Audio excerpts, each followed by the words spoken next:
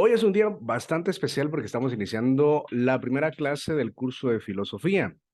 Cabe mencionar, estimados amigos, que este curso algunos lo ven con unos ojos no tan apropiados. ¿Y por qué les digo esto? Porque existen diversas maneras de pensar y de actuar, y tal como lo expresa nuestro texto guía en la famosa Conversión de París en favor de la filosofía, se nos enseñó metódicamente a ser solo receptores del conocimiento. En cambio, hoy por hoy estamos en un mundo ya globalizado que necesita que ustedes razonen y analicen cada una de las circunstancias en favor de su entorno emocional y cultural. Todos los que están acá presentes tienen un propósito, y ese propósito es ser mejores personas y tener una mejor calidad de vida. Pues por eso están estudiando, ¿verdad? Tanto los administradores de empresas como los abogados aspiran a hacer algo más en su vida. Pero bajo esa perspectiva, es imprescindible que ustedes sepan que hay un motor existencial que no podemos detener. Y eso se llama tiempo. Y este tiempo que ustedes van a tener para estar en la universidad, tienen que aprovecharlo al máximo. Quiero iniciar hoy, quiero iniciar hoy con un video que nos enseña qué es el tiempo en sentido genérico y de una manera bastante amplia, dependiendo la edad en la cual ustedes se encuentren. Presta mucha atención a este experimento social porque puede enseñarte una de las mejores lecciones de tu vida. Colocamos un cuadrado en un parque de la Ciudad de México con un letrero que decía, 1 peso por cada minuto de tu tiempo. Es decir, yo les pagaría 1 peso por cada minuto que duraran dentro de este cuadro. Invitamos a la gente a entrar. Las reglas eran simples, estar ahí sin hacer nada y escuchar algo que yo les iba a decir y que duraría aproximadamente 1 minuto. Una vez que escucharan lo que les iba a decir, ellos decidían si se quedaban dentro del cuadro o no. Lo que les dije fue lo siguiente: en este momento yo soy el dueño de tu tiempo, porque has decidido venderme cada minuto por 1 peso. Te estoy dando algo físico, a cambio de algo que jamás podrás recuperar, lo cual es tu tiempo. Quizá pienses que tienes mucho tiempo y que puedes gastarlo como tú quieres, y en cierto punto tienes razón en cuanto a cómo gastarlo, pero por otro lado no tienes tanto tiempo como te imaginas. Si vives el promedio que vive la gente, vivirás hasta los 75 años, pero si ahorita tienes 20 años o más, ya solo te quedan 55 años o menos, pero esto tampoco es del todo cierto, porque de esos 55 años pasarás 18 años durmiendo, 13 años trabajando, 4 años y medio en el tráfico, 4 años y medio comiendo, 1 año y medio en el baño. En total, si llegaras a vivir el promedio de la gente, no te quedan 55 años, porque si le restamos esto, te quedan tan solo 13 años netos de tiempo libre para disfrutar al máximo tu vida. Por eso, no pierdas tu tiempo en discusiones absurdas ni pensando en rencores del pasado. Tampoco gastes tu tiempo en un lugar donde no te sientes feliz, ni con gente que no valore tu tiempo y tu presencia. Dicen que cuando alguien se encuentra en los últimos momentos de su vida, no suele arrepentirse de lo que hizo, sino de lo que no hizo y ahora ya no tiene más tiempo. Por eso, aprovecha cada minuto de tu vida y dile a las personas importantes para ti cuánto las quieres, y disfruta el tiempo a su lado, porque el tiempo pasa, y quién sabe cuánto tiempo estarás con ellos. Hay muchísimas personas que darían miles de pesos o todo su dinero a cambio de solo 1 minuto a un lado de ese ser querido que tanto amaban y que quizá ya no está. Y comparando esto, yo hoy te ando dando solo 1 peso por cada minuto de tu tiempo. Así es que en este momento tú tienes la oportunidad de decidir cuál es el valor de tu tiempo. Puedes seguir aquí por 1 peso o puedes salir del cuadro y vivir al máximo cada minuto de tu vida, porque cada minuto vale oro. La decisión es tuya.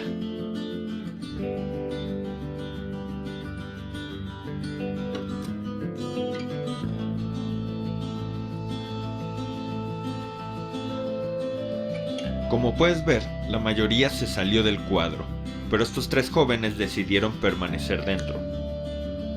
Más tarde, entró otro grupo y nuevamente 2 jóvenes decidieron permanecer ahí.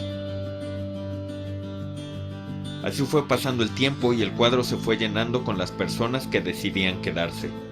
Hubo una constante en este experimento social. La gente más grande decidía más fácil salirse, y en varios casos, los jóvenes preferían quedarse por el dinero. Por eso decidimos que este mensaje va más a los jóvenes. No por creer que tienes más tiempo decidas desperdiciarlo o malgastarlo. El tiempo pasa y es de las pocas cosas que jamás podrás recuperar. Haz que cada minuto de tu vida valga oro. Vive la vida al máximo. El tiempo. El tiempo es una unidad numérica que representa algunas historias en nuestra vida y algunos momentos. Yo sé que hoy es 14 de febrero, buena fecha para empezar clases en la universidad también, ¿verdad? Pero, ¿por qué no pensar que el tiempo que ustedes van a aprovechar lo van a invertir de una manera correcta en su vida? Y esa manera correcta va a ser haciendo las cosas que les gusta, las cosas que tienen que hacer y las cosas que realmente valen la pena aprender. Cuando nosotros pasamos esclavos en el tráfico, esclavos en nuestro trabajo, si hoy ustedes falleciesen, yo les aseguro que en 3 o 4 días sacan una convocatoria de empleo en el lugar donde ustedes trabajan. Somos reemplazables. Y posiblemente con los que menos tiempo pasamos son los que darían todo por nosotros. Yo no sé si ustedes son papás, son hijos o son hermanos, pero si hay alguien que ha perdido a algún familiar en la vida, sabe lo doloroso, lo trágico y lo que duele perder un ser querido. Yo ya no tengo papá, fallecí hace más de 12, 13 años. Todavía tengo a mi mamá, tengo mis abuelos maternos y el círculo de mi familia es bastante pequeño. Pero cada vez que puedo, aprovecho el tiempo para estar con ellos. Porque si no, a pesar de que el trabajo es una bendición y es una oportunidad que nos da para estar conviviendo y subsistiendo de manera correcta, no es lo más importante. Lo más importante es lo que ustedes van a crecer, lo que ustedes van a tener y lo que ustedes van a formar dentro de su vida personal. El curso de filosofía pretende esto, enseñar a razonar y pensar de una manera correcta. Nosotros vivimos en un proceso de enseñanza-aprendizaje que durante 200 años fue el mismo. A mí me tocó estudiar todavía con las tablas de multiplicar, haciéndolo 50 veces la tabla del 3, 60 veces la tabla del 5, 90 veces la tabla del 9. Y cuando no me la aprendía, pues me tocaba recibir corrección. Yo no sé si ustedes pasaron esa etapa, pero hoy por hoy el proceso de enseñanza-aprendizaje ha evolucionado a tal extremo que uno de mis docentes de didáctica de las matemáticas, cuando yo estudié magisterios, me decía: Roberto, le voy a enseñar la tabla del 9 en 30 segundos. Mano derecha, 1, 2, 3, 4, 5. Mano izquierda, 6, 7, 8, 9, 10. 10 dedos. ¿Cómo lo vamos a aprender? Baje el número 2 y lo que queda del lado derecho suyo, ustedes creo que lo están viendo del lado izquierdo de la pantalla, va a ser decenas. ¿Una decena cuántas unidades tiene? ¿Se recuerdan? Es correcto, tiene Sí, 10. 10, correcto. Entonces, si bajamos el número 2, 9 por 2 son 18. 9 por 3 son 27, 9 por 4 son 36, 9 por 5 son 45, 9 por 6 son 54, 9 por 7 son 63, 9 por 8 son 72, 9 por 9 son 81 y 9 por 10 son 90. Ya aprendimos la tabla del 9 en menos de un minuto. Y así tenemos que aprender a simplificar la vida. Hoy por hoy está de moda ChatGPT, no sé si ustedes lo han visto con la nueva inteligencia artificial, donde ustedes creando una cuenta nativa pueden decirle en tiempo real a un ordenador: mira, yo necesito que me hagas el ensayo de Don Quijote de la Mancha en 200 palabras. Y comienza ChatGPT a crear un resumen de lo que nosotros necesitamos. Se está vinculando la nueva inteligencia artificial con bots para trabajar, inclusive ya está vinculado ChatGPT con WhatsApp Business para poder responder de manera automática los trabajos. Y usted que está estudiando administración de empresa, tiene que ponerse al tanto y a la vanguardia de todos los avances tecnológicos, de las nuevas tecnologías de la información y de la comunicación. ¿Por qué les digo esto? Porque estar a la vanguardia va a representar en ustedes la capacidad para aprender y obtener nuevos recursos. El dinero para mí no es malo. ¿Ustedes quieren tener dinero? Al menos yo sí quiero tener mucho dinero. El dinero no lo es todo, pero vaya que nos quita el estrés, ¿verdad que sí, compañeros? Nadie de nosotros se enojaría si tuviésemos 10 millones de quetzales en nuestra cuenta bancaria o 10 millones de dólares, aspirando un poco más. Pero para llegar a eso, es necesario que ustedes utilicen la herramienta más esencial que tienen. Y esa herramienta está acá. ¿Por qué? Porque siendo abogados, siendo administradores, siendo contadores, siendo auditores, que ustedes van a representar es hacer algo en base a una idea. ¿Pero por qué hablamos de las ideas? Las ideas dentro de la filosofía son representaciones parciales de lo que nuestra mente representa atendiendo lo que nosotros creemos. Hoy por hoy quiero sacudirles la mente y debatir qué tanto conocen ustedes de algunas cosas. ¿Les parece? En este sentido, la primera pregunta existencial, y yo quiero que ustedes me levanten la mano en base a las reacciones que tienen abajo. La primera pregunta es, y esto es para ver si me están poniendo atención, ¿cuántos de ustedes creen en Dios?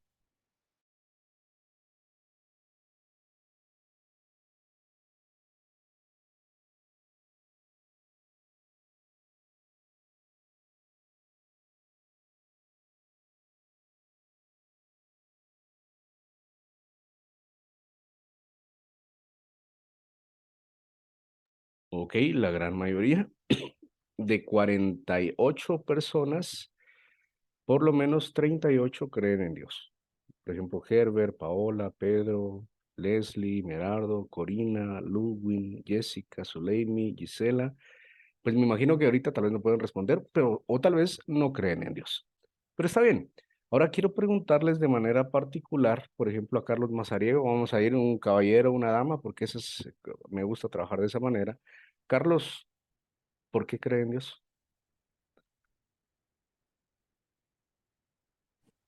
Buenos días, licenciado. Buenos días. Em, Creo en Dios primero porque mis papás me inculcaron desde muy niño el creer en Dios. Creo en Dios, mas no soy religioso. Sí creo en un ser supremo, pero no soy religioso. Muchas gracias, Carlos. Vamos con una compañera, Miriam, Miriam Michelle Muñoz. ¿Usted cree en Dios? Buenos días, licenciado. Sí, yo de igual manera desde pequeña mi familia siempre ha sido cristiana evangélica, aunque algunos son católicos, pero yo seguí creciendo conforme creer en Dios, que sin Él prácticamente nosotros no podemos lograr ni hacer nada, ya que Él tiene cada una de las cosas que va a llegar a suceder en nuestras vidas. Conforme va pasando el tiempo, él coloca lo que necesitamos, como tanto en lo laboral como en lo personal. No tenemos que apresurarnos tanto a las cosas porque él sabe en el momento en el que van a suceder. Muchas gracias, Michelle. ¿Alguien más? Licenciado, buenos días. Disculpe, no había levantado la manita, es que no la encontraba ahí para reaccionar, Acaba de disculpe. buscarla, estaba ahí, no tengan pena. Aprovechando, Giselle, ¿por qué cree en Dios? Porque en lo personal, gracias a la confianza que he tenido en Dios, pues he superado muchos obstáculos en mi vida. El tener paciencia y siempre el dicho de nuestros papás que nos han inculcado, ¿va? Es dejarle las cosas a Dios y que Él actúe en el momento correcto, no a nuestro tiempo, sino que al tiempo de Dios. Todo sale perfecto. Muchas gracias. Quiero contarles que dentro de los orígenes del universo, por ahí por el año 1920, algunos astrónomos y estudiadores del espacio exterior pensaban que el universo como tal era solo lo que mirábamos a simple vista. Y le dieron el nombre al universo conocido con el nombre de Vía Láctea, a tal extremo que uno de los grandes astrónomos de esa época, llamado Hubble, comenzó a debatir sobre si realmente estas nebulosas que nosotros miramos en el espacio son lo que nosotros realmente conocemos como universo o no, porque la constante de evolución universal se ponía en tela de juicio al pensar que el ser humano, como tal, es el único ente inteligente sobre el universo. Cuando nosotros remontamos ese tipo de circunstancias y vamos un poco más allá, un poco más atrás de esto, entendemos que todo tiene un origen, ¿verdad? Y ese origen de concatenación universal tiene un principio. Génesis capítulo 1, versículo 1 dice, en el principio Dios creó los cielos y la tierra. Pero en el versículo número 2 dice, y la tierra estaba desordenada y vacía. Vamos a hacer una apología universal con una corriente idealista sobre el origen del universo. En ese orden de ideas, si partimos de la famosa teoría del Big Bang, del Big Bang que conocemos como tal, nosotros vamos a ver que los científicos, astrónomos y aquellos entes pensantes de la física cuántica establecieron que hubo un primer momento, ¿verdad? Un primer momento, una concentración total de energía y hubo un momento, una gran explosión y surgió el universo como tal. Una explosión tan grande, tan fuerte, que dispersó polvo estelar sobre todo el universo conocido, formando estrellas, formando galaxias, formando polvo interestelar. Y eso es lo que se nos ha enseñado durante muchos años y aquí principia el análisis universal de lo que es el Big Bang con el famoso texto bíblico que en el principio Dios creó los cielos y la tierra. ¿Vamos bien hasta ahí? Ahora bien, en ese orden de ideas, nosotros en este momento, los próximos minutos de la clase, vamos a enfocarnos en temas bíblicos, porque la mayoría de ustedes son cristianos, ¿verdad? Cristiano católico, cristiano evangélico o alguna similitud siempre de índole cristiana. Estimados amigos, quiero preguntarles, ¿quién fue el primer hombre de la tierra?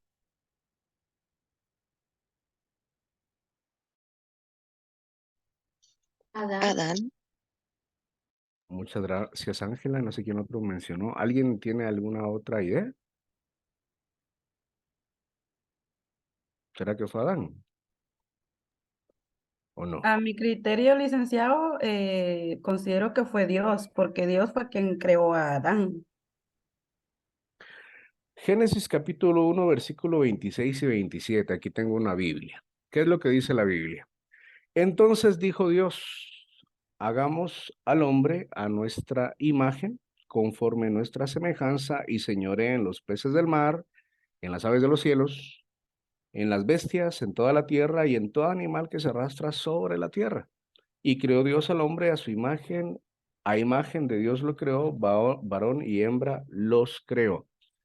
Pero ahí no dice la Biblia que ustedes conocen que creó a Adán, dice creó al hombre. Pero la enseñanza universal nos indica que formó al Adán, le encomendó crearle el nombre a todos los animales. Esto está en el capítulo 2, versículo 20, y puso a Adán nombre a toda bestia y ave de los cielos y a todo ganado del campo, más para Adán no se halló ayuda idónea para él. Y como aplican aquel principio que echando a perder se aprende, entonces vino Dios y miró a Adán que estaba completamente solo. Entonces necesitó conseguirle una ayuda idónea. Si ustedes tienen a su idóneo y a su idónea hoy, por lo menos un chuchito invítenlo, ¿verdad? Por lo menos una rosa, una cartita, para que no se sienta triste, no se sienta desamparado. Y todos los que no tienen idóneo o idónea, pues enamórense de la carrera porque realmente ahí tienen oportunidad para aprovechar su tiempo. Entonces, en ese sentido, Adán y Eva han tenido dos hijos. ¿Cuáles fueron los nombres de los hijos de Adán y Eva? ¿Se recuerdan? Caín y Temas Abel. bíblicos es Abel y Caín, si no estoy mal. Muchas gracias, Andrea. ¿Qué dijo Dios a Caín y Abel? Les dijo, quiero que traigan una ofrenda de sacrificio ante mí. Eh, Caín le presentó de los frutos de la tierra y Abel le presentó un holocausto, un sacrificio de un animal, de un corderito, y dentro de los dos sacrificios, el que más le agradó a Dios fue el que presentó a Abel. Entonces Caín se ensañó, Caín se molestó y mató a su hermano. Y entonces dice la Biblia que Caín fue desterrado, pero fue a casarse. Entonces ahí se debate y se contradice totalmente toda la ideología básica que nosotros teníamos de que el primer hombre fue Adán y que fue Eva. Eso lo estoy tomando de la Biblia cristiana, ¿verdad? Entonces, un poquito de enseñanza. ¿Sabían ustedes que según la prueba de carbono es un elemento de carbono 14 que mide la cantidad del tiempo de existencia de algo, principalmente en fósiles, en papiros, en cuadros? Se determinó que en la prueba de carbono determinó que los libros de la Biblia, el libro más antiguo de la Biblia, ¿ustedes saben cuál es el libro más antiguo de la Biblia, amigos? ¿Cuál será?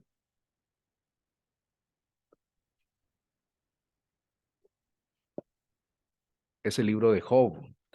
Según el autor, tiene una antigüedad de 10 siglos antes de Cristo. Algunos científicos establecen que según la prueba de carbono tiene más o menos entre 5.000 y 10.000 años. Por lo tanto, aquí viene la primera analogía para reventarles el cerebro. Ustedes están creyendo en algo que tiene 10.000 años de antigüedad, 10.000 años de existencia. El género hombre, pues ha ido evolucionando. Según la teoría evolutiva de Carlos Darwin, estableció que nosotros somos un producto evolutivo constante de las acciones de la naturaleza. El primer género Homo, tenemos el Homo nardental, que realmente establece esta teoría evolutiva que el hombre viene del género Homo, que también está el mono como tal. Y el Homo nardental data más de 300.000 años. El primer Homo sapiens que ya utilizaba herramientas se descubrió en Marruecos y está con una antigüedad de 125.000 a 150.000 años. ¿Por qué les digo todo esto? Hace poco, antes de pandemia, yo fui con un amigo al zoológico La Aurora. Mi amigo me dijo, mira, tómame una foto. Justo en la entrada del zoológico está un gran gorila, ¿verdad? No sé si ustedes lo han visto. Entonces vengo yo, saco mi teléfono, mi amigo fornido, así morenito. Pues Dios lo bendijo con una esposa porque le hizo caso, ¿verdad? Entonces saco yo el teléfono, le tomo una foto, iba con su familia y yo me quedé callado. Me quedé callado por respeto a mi amigo, ¿verdad? Ustedes, pero al otro día ya vino el bullying que le hacemos a los amigos, le saco yo el teléfono y le digo, mira, compadre, vos si realmente te pareces al mono que está ahí. Y ahí me recordé yo de lo que estaba diciendo Carlos Darwin. Carlos Darwin respecto a la teoría evolutiva del universo. Hablar del universo es bastante complejo, estimados amigos, porque el universo como tal tiene más o menos 13.500 millones de años. Eso en una escala universal es un espacio impensable e inconcebible.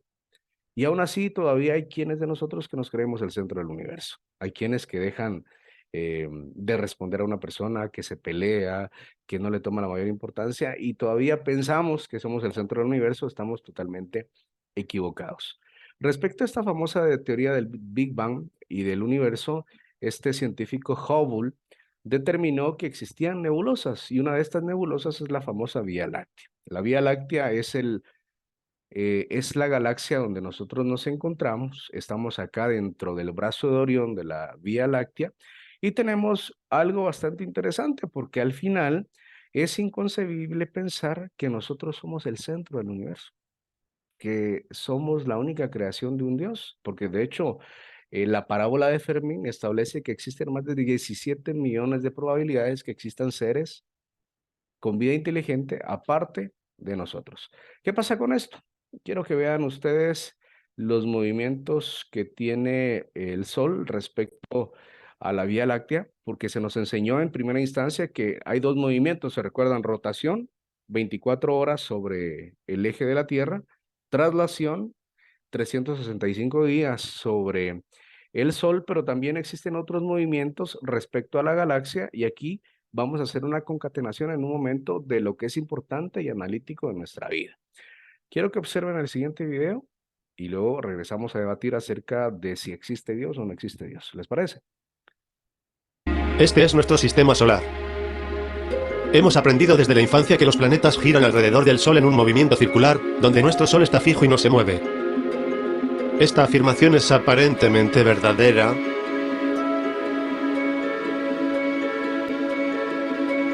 Vamos a mirar nuestro sistema solar desde fuera de la galaxia.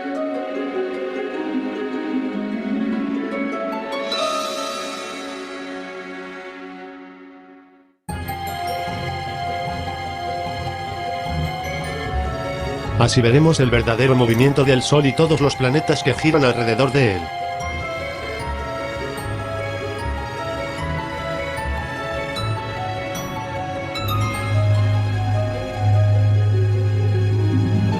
El Sol se mueve alrededor de la Vía Láctea con todos sus planetas a una velocidad promedio de 220 km por segundo. Esto es equivalente a unos 790.000 km por hora. La impresión de que los planetas siguen al Sol un poco por detrás no es posible, ya que van todos juntos en un plano a la misma velocidad, de una manera inercial. Sin embargo, con toda esta velocidad terrible, el Sol completa un ciclo alrededor de la órbita cada 226 millones de años.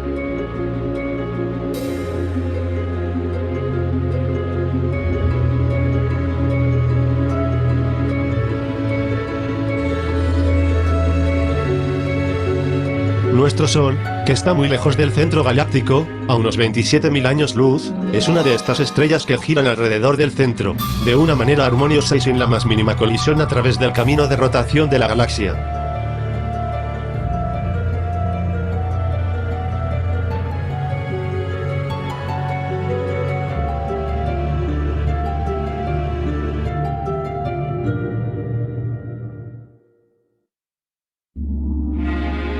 En la mayoría de las estrellas albergan planetas y la mayoría de estos planetas tienen lunas.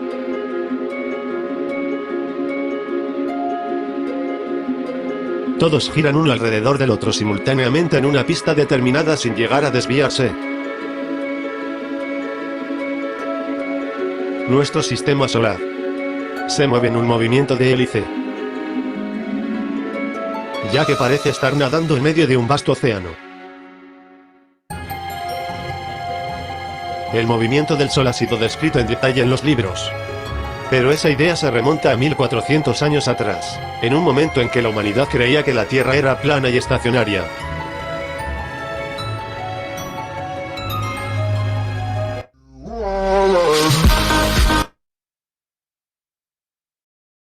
Ok, les vuelvo a preguntar, ¿por qué creen en Dios, Zuleima?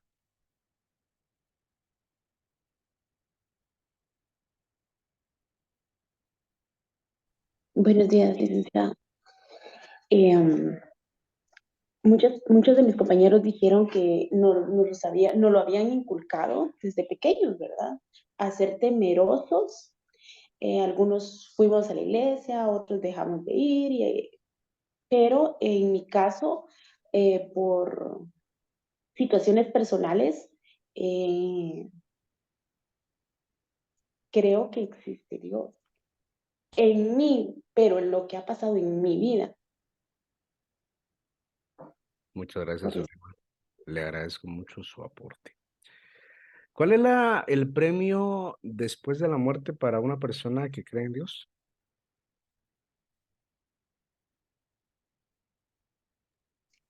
La vida eterna. La vida eterna. Muy bien. Y existe algo que se conoce como pecado, ¿verdad? Como pecado. Si nosotros somos fríos en este sentido, la mayoría de pecado es lo más lindo que puede existir. Así hablándolo fríamente, ¿verdad? Entonces, tener esa idea de que en una vida eterna vamos a convivir con nuestros antepasados o con nuestra familia es bastante rentable. Es bastante rentable porque nos hace creer que existe un más allá después de la muerte. Porque al final, lo único que tenemos seguros en esta vida es que nos vamos a morir. Eso es lo único seguro que nosotros tenemos. No podemos determinar cuánto dinero vamos a tener, no podemos determinar cuántos hijos vamos a tener, no podemos decidir dónde vamos a vivir o con cuántas casas vamos a estar o cuántas empresas vamos a formar o cuántos consorcios de abogados vamos a tener, pero lo único seguro que ustedes tienen es la muerte. Y eso es lo único seguro que ustedes hoy tienen, hoy por hoy. Entonces, al analizar todos este tipo de circunstancias, existen 5 grandes religiones que han movido los hilos de la historia desde el principio de la creación. ¿Alguien me puede mencionar cuál es la religión más antigua que existe? La cristiana o Ok, evangélica. muchas gracias, Shirley. ¿Alguien más? La Buenos días, católica, licenciado. licenciado. La El católica. judaísmo, licenciado. La católica. Estoy anotando en el chat para que ustedes lo vayan bien. Alguien dijo el judaísmo, ¿verdad? Sí, licenciado, el judaísmo. Muchas gracias, Pedro. ¿Alguien más? Ok, voy a anotar estas 3. ¿Y qué pasase si yo les digo que ni la cristiana evangélica ni la cristiana católica son las religiones más antiguas del mundo? ¿Qué pasaría? Que son religiones derivadas. Veamos un poquito de historia, ¿les parece? ¿Estamos bien? Lo bonito de estar hoy virtual es que lo más que pueden hacer es mandarme una manita de reacción de golpe, ¿verdad? Porque si estuviéramos presencial, cabal, me sacan una piedra. Entonces, veamos lo que son las 5 grandes religiones hoy por hoy que existen en la humanidad. En este orden de ideas, ustedes pueden observar que de color rosado está la religión cristiana. el famoso cristianismo, tanto cristiano evangélico como cristiano católico, porque al final cristiano significa seguidor de Cristo. De color celeste tenemos el islamismo, de color verde tenemos el hinduismo, que es la religión más antigua que existe. De color amarillo tenemos el budismo, otras de origen trivial que tenemos por acá, y el judaísmo, que ustedes van a marcar acá en Israel, no sé si lo alcanzan a ver, pero tengo el punto rojo dándole un montón de vueltas ahí entre África y Oceanía. Tenemos a Israel como tal, como precursor del judaísmo. En ese orden de ideas, vamos a ver primero que existen 5 grandes religiones: judaísmo, islamismo, cristianismo, hinduismo y budismo.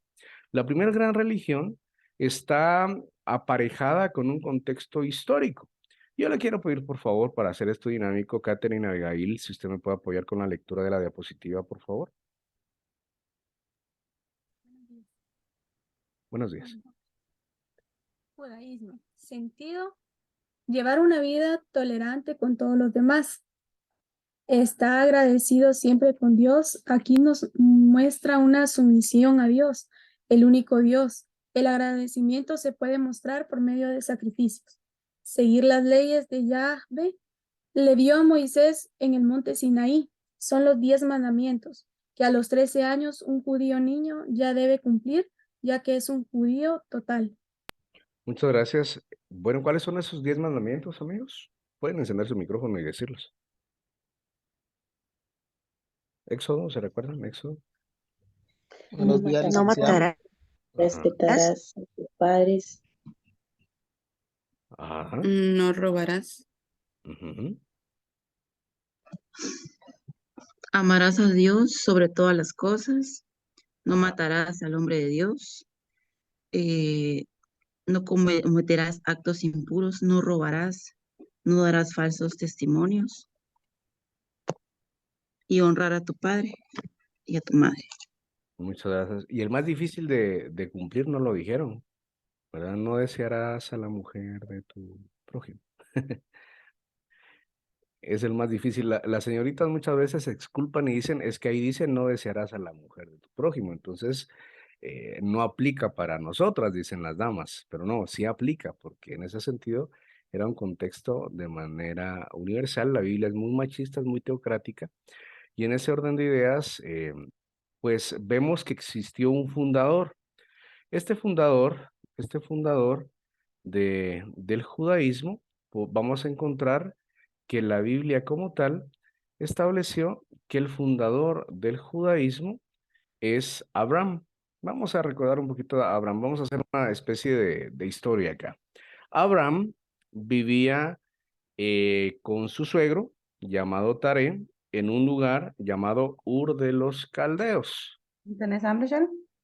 Ur de los Caldeos. En este orden de ideas, Ur de los Caldeos es una ciudad y ellos se dedicaban a fabricar ídolos para dioses.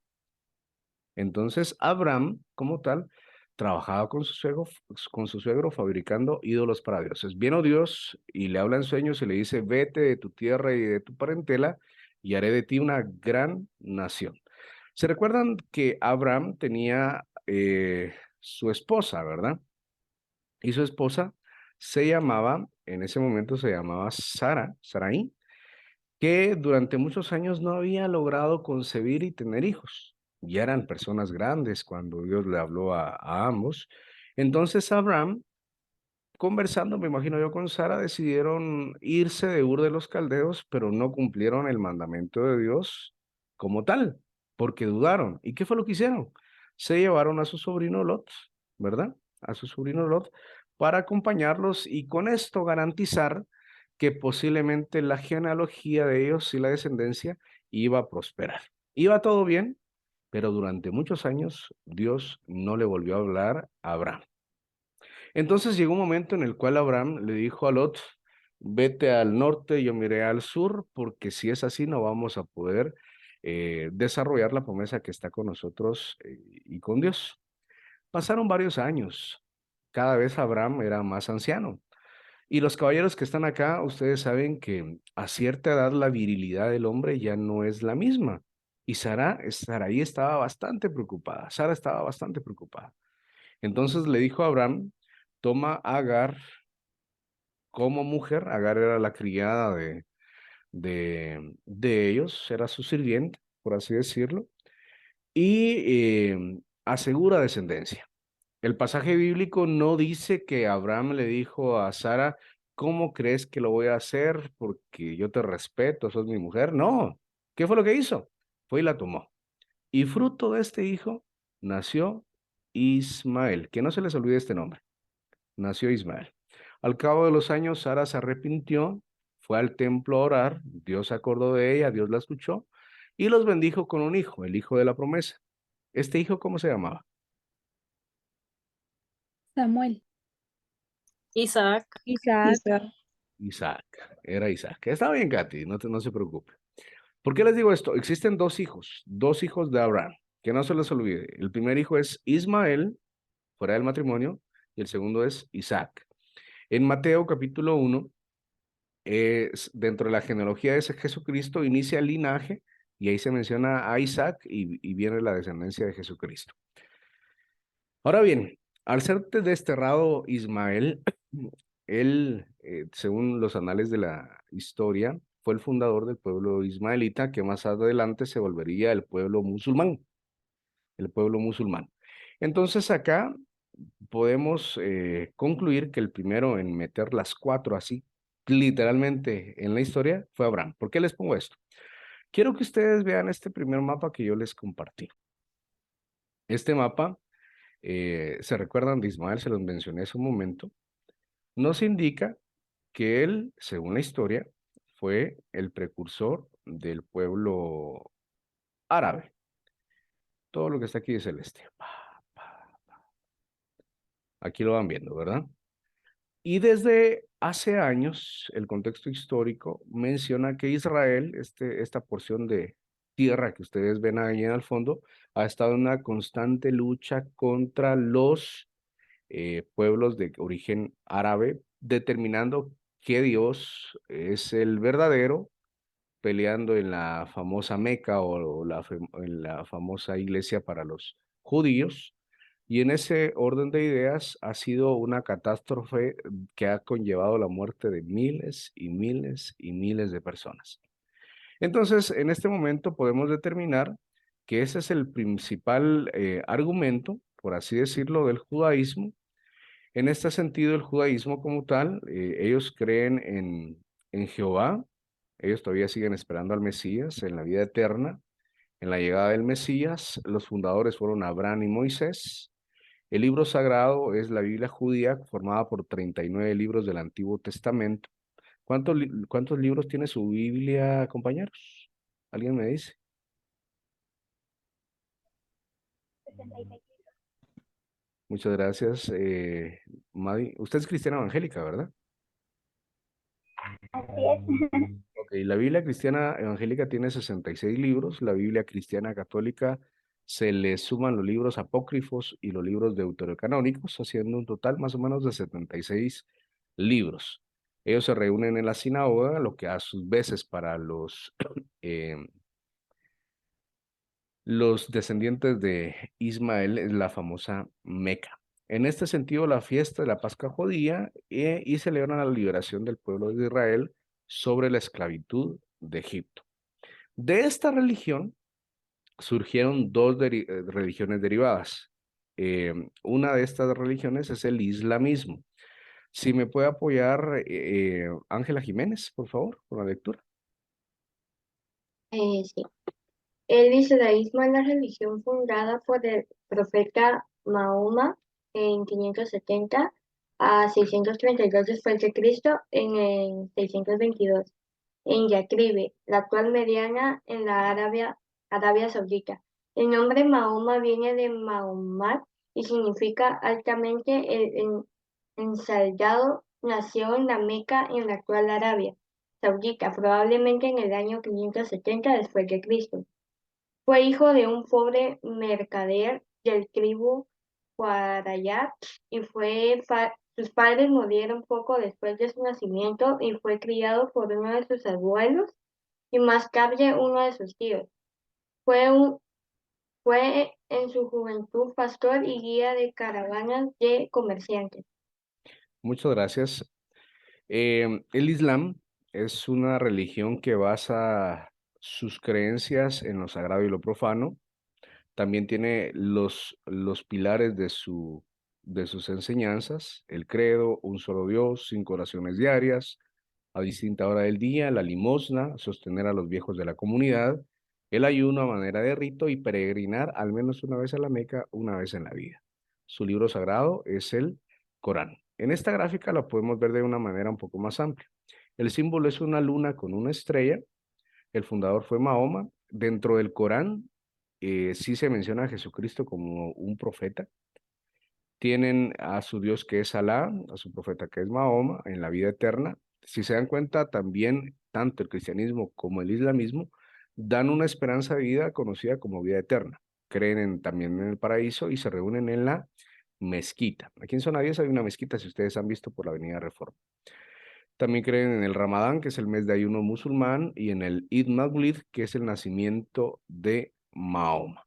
El cristianismo, como tal, surgió con Jesucristo. El fundador del cristianismo es Jesucristo. El libro sagrado del cristianismo es la Biblia. ¿En qué cree el cristiano? En un Dios, Dios Padre, Dios Hijo, Dios Espíritu Santo. Creen en la resurrección y en la vida eterna. Exactamente lo mismo que el Islam. Lo que pasa es que para ellos Dios es Alá. Se reúnen en el templo de la iglesia, creen en el domingo de resurrección y también en el nacimiento de Jesucristo, que ellos lo establecieron en Navidad, pero realmente, si vemos aspectos teológicos, se determina que Jesucristo posiblemente nació en el mes de abril, y esto porque la posición de las estrellas estaba favoreciendo lo que fue la famosa estrella de Belén. En este sentido, aquí ustedes, como cristianos, tienen que preocuparse bastante. ¿Y por qué les digo esto?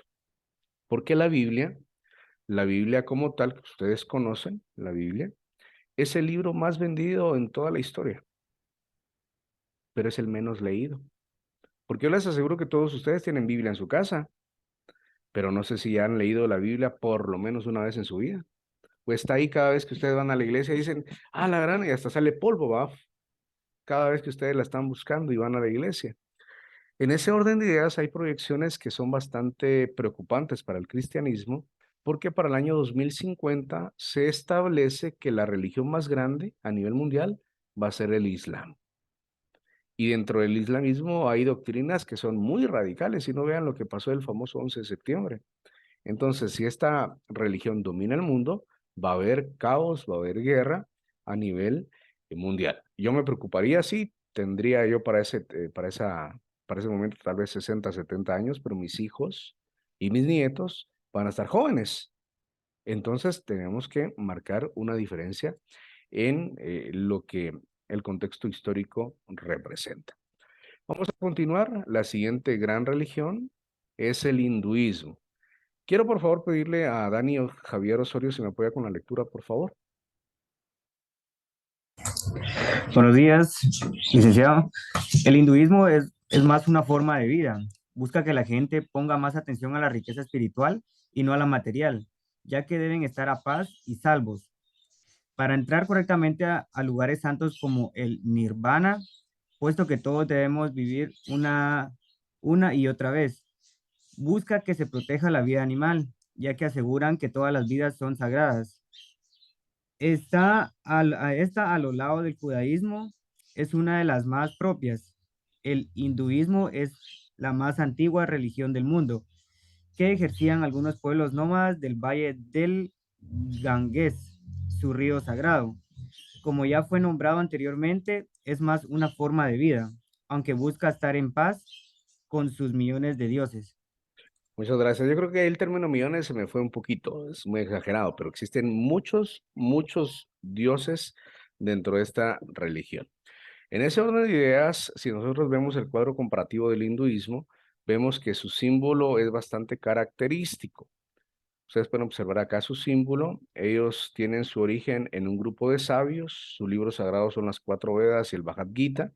Ellos creen en muchos dioses, en la reencarnación. Imagínense, ellos creen que si uno fue una buena persona en este tiempo, va a reencarnar en otra persona muy importante en el siguiente. Y si fue mala persona, va a reencarnar en algún animal. creen en la vida también después de la muerte. También vemos otra religión que cree en la vida después de la muerte. El culto en los templos, en los pequeños altares. Sus fiestas son el Diwali, que es la victoria del bien sobre el mal. De hecho, hay una película sobre esto. También creen en el Holi, que es el nuevo año hindú.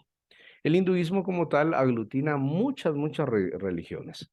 Y sí, si me preguntan si ustedes son fanáticos de vikingos, si han escuchado a Thor, Odín, a estos dioses, pues también entran dentro de esta categoría de grupos tribales de personas que han ido eligiendo una doctrina religiosa como tal. Y la última gran religión que nosotros vamos a ver hoy, antes de pasar a otro tema, es el budismo. Es bastante interesante porque un hombre alguna vez le dijo a Buda, Buda, yo quiero felicidad.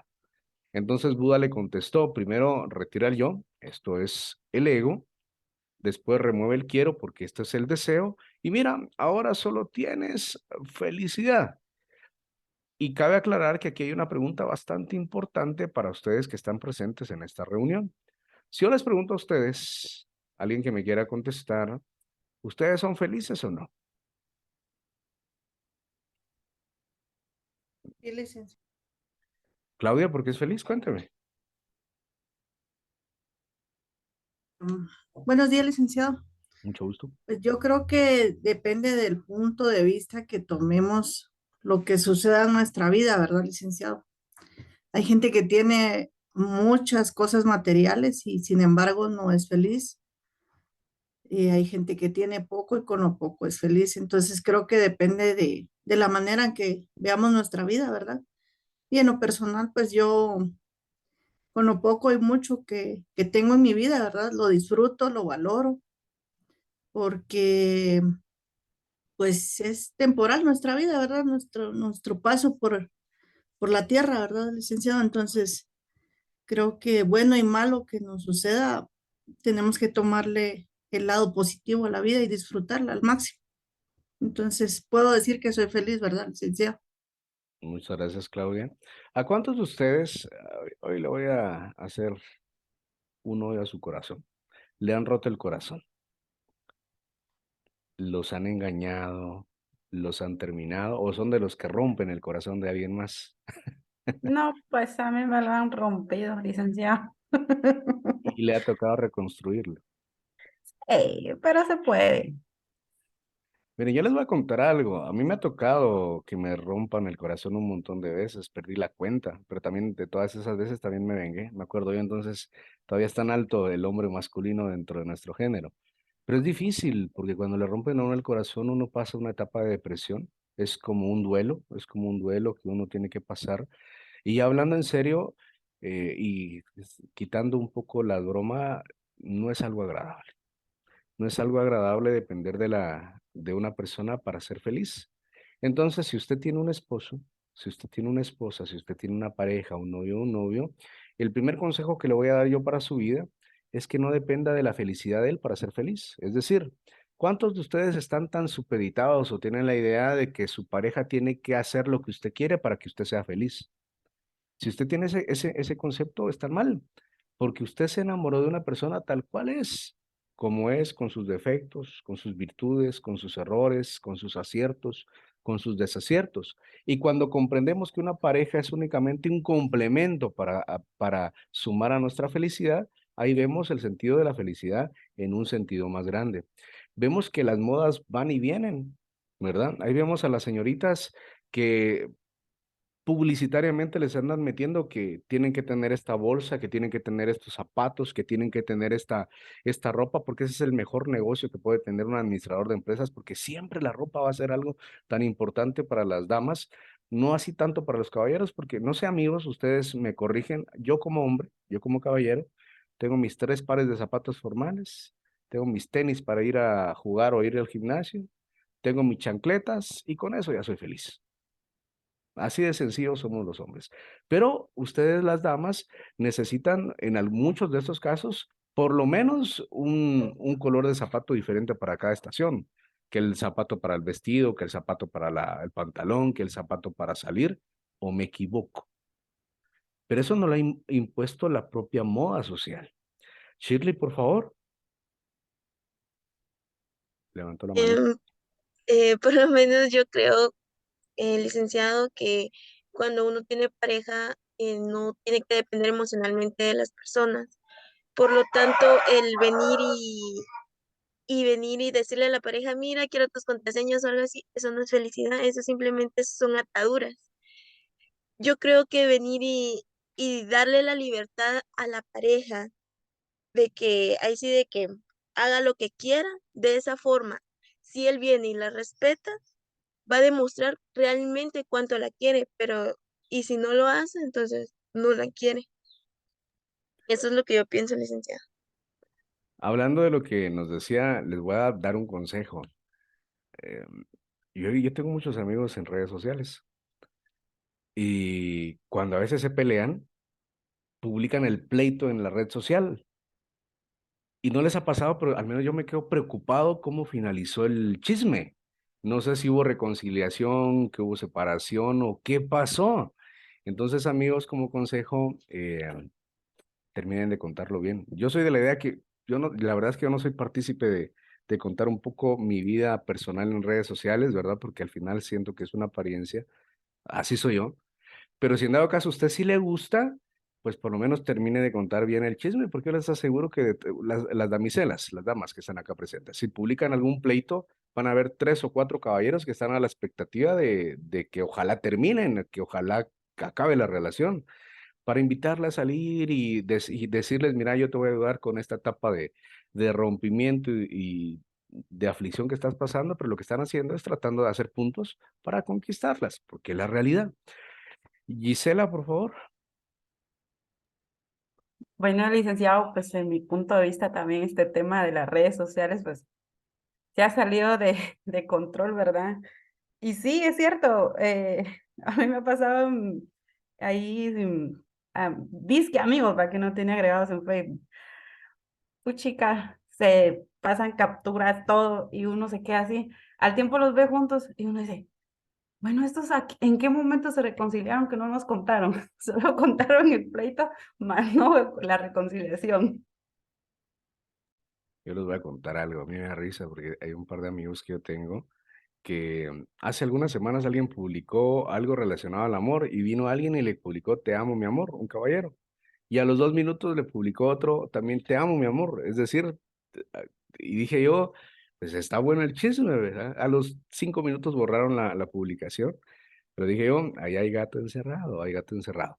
Vean, yo la verdad es que a mí sí me gusta manejarme mucho por redes sociales, pero les soy muy honesto, yo no publico parte de mi vida personal en redes sociales, publico un montón de cosas. Ustedes me pueden agregar si ustedes quieren, no hay ningún inconveniente.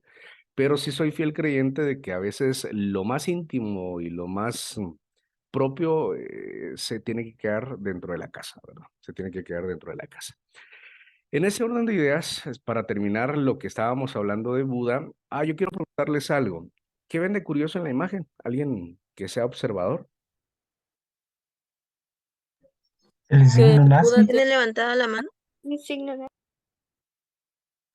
Sí, el símbolo nazi. Bueno, aparte que tiene levantada la mano así, haciendo el kaioken, ¿verdad? Es la esvástica. Tiene algo en la frente, ¿no?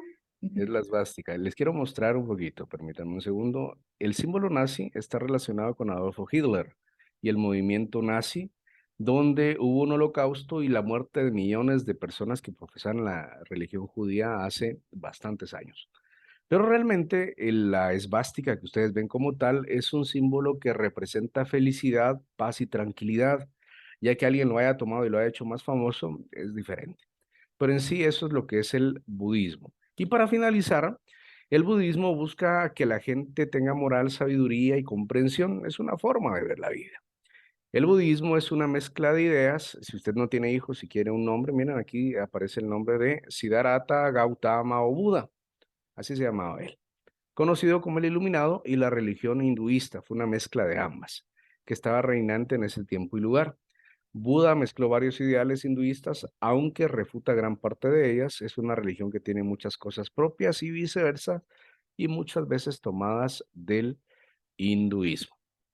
Ahora bien, para finalizar este tema, la religión y la política muchas veces indican que son temas que no se tienen que mezclar. porque cada uno de los que estamos acá hemos decidido profesar una religión atendiendo a los dogmas que cada una de ellas tiene. Yo he visto religiones que prohíben, por ejemplo, a las señoritas usar pantalón, usar aretes, a algunos hombres jugar fútbol, pero ahí está el dogma religioso marcado. En el año 1940 hubo un movimiento misionero en el cual la religión cristiana protestante inició una gran campaña diciendo que Cristo ya venía, que Cristo ya venía. ¿Y qué fue lo que pasó? Los jóvenes dejaron de estudiar, el militarismo llegó al gobierno y el resto es historia. Ustedes conocen lo que esto representa a efectos de corrupción en el país y quienes llegaron a tomar el poder. Martín Lutero, en sus famosas 77 tesis, debatió cómo es que la Iglesia Católica hace algunos años, cientos de años, algunas décadas, perdón, daba sus sermones en latín, y a raíz de eso surgió el movimiento protestante con el nacimiento del movimiento cristiano evangélico. En el año 1512, Cristóbal Colón en su oportunidad fue con la reina Isabel y le dijo que quería encontrar una ruta comercial para llegar a las famosas Indias Orientales, que más o menos así era el mapa, porque había demasiada guerra en las famosas cruzadas. Él se desvió un poquito, ¿verdad? Ustedes se desvió un poquito y falleció sin saber que había descubierto un nuevo continente, ya habitado por personas nativas del lugar. ¿Qué es lo que vino a hacer las personas que venían con Cristóbal Colón? Vinieron a saquear, a robar, a llevarse el oro, y todo ese oro, irónicamente, no fue a parar a España, fue a parar al Vaticano por el hecho de que estaba dominante la religión católica como tal. Si el Vaticano, siendo la nación más pequeña del mundo, utilizara todas las reservas de oro que tiene para erradicar la pobreza, ya no existiría pobreza a nivel mundial. Ojalá, yo siempre pongo, ¿y qué pasaría si? ¿Y qué pasaría si en lugar de los españoles nos hubiesen conquistado los ingleses? Yo creo que otra historia sería, ¿verdad? Y ahí estaríamos en este momento con ojos azules, con otro color de piel, posiblemente ahí sí encontraríamos a la princesa que deseamos o al príncipe azul que desean las señoritas, porque hablando de eso yo siempre le echo la culpa a Disney, de que se idealiza que una señorita tiene que encontrar a su príncipe azul que la trate como tal, pero realmente no es así, o al hombre buscar a alguien idóneo como tal. En este sentido, el tema de la religión es bastante complejo y bastante confuso, porque todos los que estamos acá representados, la mayoría son cristianos evangélicos o cristianos católicos o de otra derivación, pero que también creen en Cristo. En este sentido, la idea de que se nos está vendiendo de obtener un paraíso es bastante atractiva, pero cuando vemos esta clase que yo les comparto, nos ponemos a debatir si realmente Dios existe o no. Entonces, en base, fuera de los argumentos científicos, fuera de lo que yo creo, de lo que yo siento, de lo que yo pienso, existen grandes probabilidades de que sí exista un Dios viviente.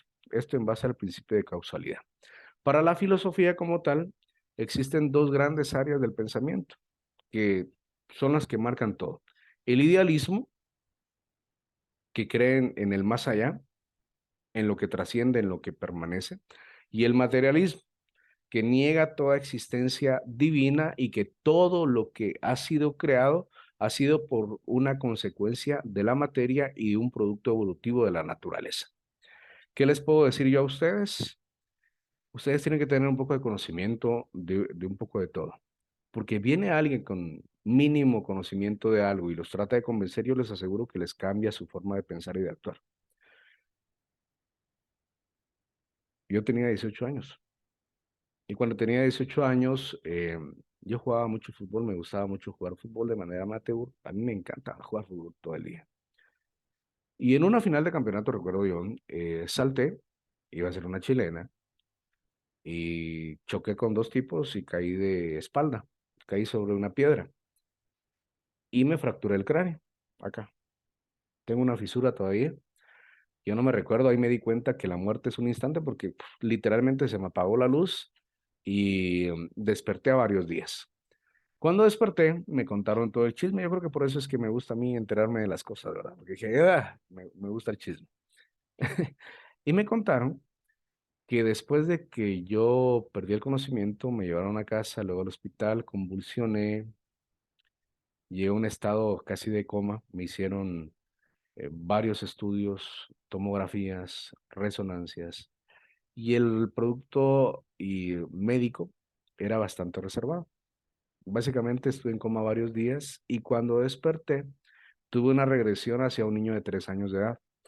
Imagínense ustedes una persona de 18 años actuando como un niño de 3 años de edad, bastante complejo. Y en esa etapa de recuperación, en una de esas noches de que no me acuerdo, pues me amarraron las enfermeras porque golpeé a las enfermeras y enfermeros, me amarraron los pies, me amarraron las manos a la camilla, me pusieron una pechera para que no me moviera.